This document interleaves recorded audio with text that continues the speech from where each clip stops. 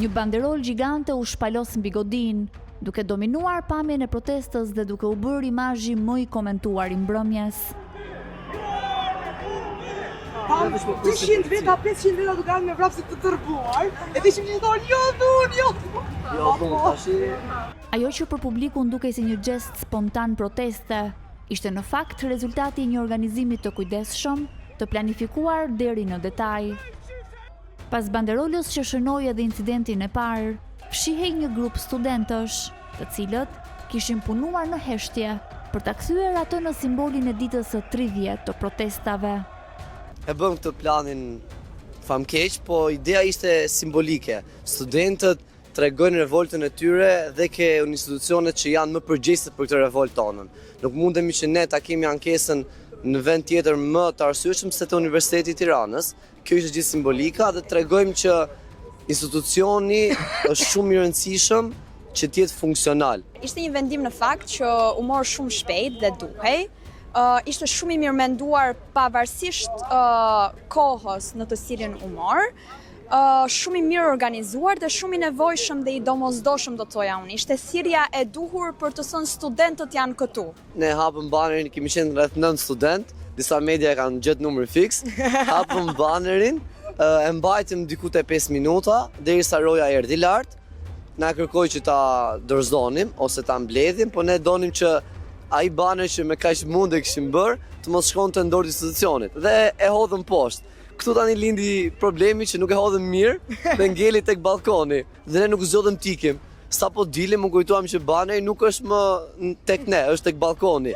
Dhe këtu nisi një 10 minutë që ne sërollateshim tek çdo derë, hapni derën do marrim banerin. E di çfarë është e bukur? Është organizuar e gjitha brenda 24 orë. 24 vlla. 24 orë është. 24 orë. E kemi vendosur, kemi vendosur 8 të darkës në 6 kishte mbaruar. Në 6 ishte mbaruar gjitha. Në shumë Lot, neve që ishim brenda, ne ishte gallat, se ne. Ata kanë që gallat ne kemi Ne po i shumë mendonim. Gallat ishte rena ky. Çka kalum ne. Në momentin që janë hap dyert, pastaj nuk ishte më frikë për ne. Megjithse protesta është karakterizuar nga zemrimi dhe vendosmëria e të rinjve, studentët kumgullin se veprimet e tyre kanë pasur një qëllim të qartë. Banderola nuk ishte një akt kundër institucionit, por një mënyrë për të përcjellë një mesazh paqësor dhe për të tërhequr vëmendjen ndaj kauzës së tyre. Në asnjë moment nuk synuan të dëmtonin godinën apo të përshkallëzonin situatën, por vetëm të ushtronin të drejtën për të protestuar. Siç e thash, kemi qenë kundra dhunës, kundra vandalizimit të institucionit, edhe në momentin që studentët tanë u mbyllën në katin e 6 të Universitetit Politeknik, ne gjithsesi nuk donim të shkaktonim as edhe një lloj trazi apo konfrontimi me rojen e shkollës. Ne ndërkohë që roja nuk na lente dilnim, thonte që duhet vi policia, duhet vi stafi, juve do merreni në pyetje për të që keni bërë, ne prisnim. I morëm përsipër të gjithë rreziqet që në të vërtet nuk duhej të merreshin në një sistem më të lirë, në një shtet më të lirë, por ja ku jemi sot, ja ku jemi këtu. Studentët ishin të vendosur të shkonin planit të tyre deri në fund, me gjithë pasojat që mund të përballeshin. Për ne që ishim aty poshtë, ishte çdo lloj emocioni brenda atyre 15 minutave. Pasi kaloi ajo, pastaj adrenalina ishte e papërshkrueshme. Në fund ja dolëm, e morëm banerin prap, shkuam lart, e hapëm në mënyrë simbolike, edhe pastaj thjesht u kthyem në përshet. E kemi mbajtur banderolën, e kemi sjellë vërdall në për turm disa herë. Dhe me thënë të drejtë nuk ishim të lodhur, ishte emocion shumë i papërshkrueshëm. Në këtë pikë ajo u kthye nga një baner që u hap për të dhënë një mesazh simboli rezistence, që ne ishim të vendosur që atë gjë që kishim nisur ta çonim deri në fund dhe mos na pengonte asgjë. Por banderola është një prej 10 reaksioneve të ndërmarra nga të pagëzuarit si revolucionarët e rinj. Ata nuk janë pjesë e një organizate, por studentë të universiteteve të ndryshme, rrugët e të cilëve u kryqëzuan në fillimin e muajit qershor. Ata u bën pjesë e një proteste që për herë të parë, siç thonë, po përpiqen të shkruajnë vetë fatin e tyre. Ne jemi studentë të fakulteteve të ndryshme që jemi njohur me njëri tjetrin gjatë protestës, duke parë cilët studentë merrin më shumë pjesë edhe përpiqeshin gjithmonë të vinin me ide të reja dhe kreative, ashtu njohëm njëri tjetrin dhe u bëm një grup pak më i gjerë.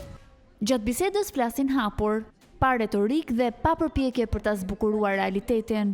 Me qartësi dhe bindje, Ata rendisin argumentet që sipas tyre i kanë shtyrë të dalin në rrugë dhe të vazhdojnë protestën, duke treguar një vetëdije që shkon përtej revoltës së çastit. Besoj se na ka bashku fakti që të gjithë kishim dalë për dinjitet edhe për të tregu integritetin tonë. Donim që të kishim Shqipëri që meritokracia shpërblehet siç duhet. Jetojmë në një vend ku kemi një sistem shumë të padrejtë dhe si student na takon që të flasim shumë për pjesën e arsimit. Qa ka që shkon me arsimin është pyetja, jo qa nuk shkon, qa shkon, do ishte pyetje më. Mund të nisim që tek kurrikulat të cilat kanë mbetur që në kohën e shumë vite më përpara kur janë diplomuar familjarët tanë. Kjo nuk është mënyra se si duhet funksionojë universiteti.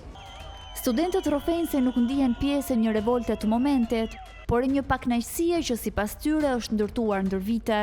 Ata thonë se janë rritur duke njohur vetëm këtë realitet politik dhe se për një kohë të gjatë besonin se mendimet e tyre ishin të izoluara. Protesta ndryshoi pikërisht këtë ndjesi. Për herë të parë panë se të njëjtat shqetësime ndaheshin nga shumë bashkëmoshatar. Ndjenja e vetmisë u zëvendësua nga bindja se zëri i tyre kishte jehon, ndërsa frika, që prisnin t'i mbante larg protestës, u zhduk përballë dëshirës për t'u dëgjuar. Unë mendoj se këto kanë qenë pikpamje që i kemi pasur gjatë gjithë jetës tonë, duke qenë se ne vetëm këtë lloj qeverisje kemi njohur, kemi qenë shumë të vegjël kur Edi Rama ka ardhur në pushtet, po dhe para Edi Ramës, dhe mendoj që thjesht ndiheshin sikur vetëm ne i kishim këto ide dhe çfarë do bënte një zë, dhe kur u bë protesta tani kuptuam që nuk jemi vetëm dhe nuk i kemi vetëm ne këto shqetësime. Kaq pasiv sa na kanë thënë. Mendoj që kjo energjia është akumuluar shumë brenda nesh dhe thjesht po shpërthejmë tani dhe po bëjmë çmos. Ne edhe më shumë të tjerë mundoheshim të gjenim frikë brenda vetes që të ndalonim dhe nuk e gjenim dot. Ishte tmerrshme, nuk e gjej dot. Nëse do ishim në një sistem të drejtë, nuk do kishim nevojë fare të futeshim si hajdut aty se do na linin vetë të hapnin. Domethënë jemi futur nga mbrapa, jemi futur nga para, ca nga para, ca nga mbrapa. Ka një qenë 5, qenë 3, qenë... Shpesh të kritikuar dhe të paragjykuar si një brez i pa interesuar, protesta u bë për ta një rast për të sfiduar këtë perceptim dhe për të treguar të kundërtën.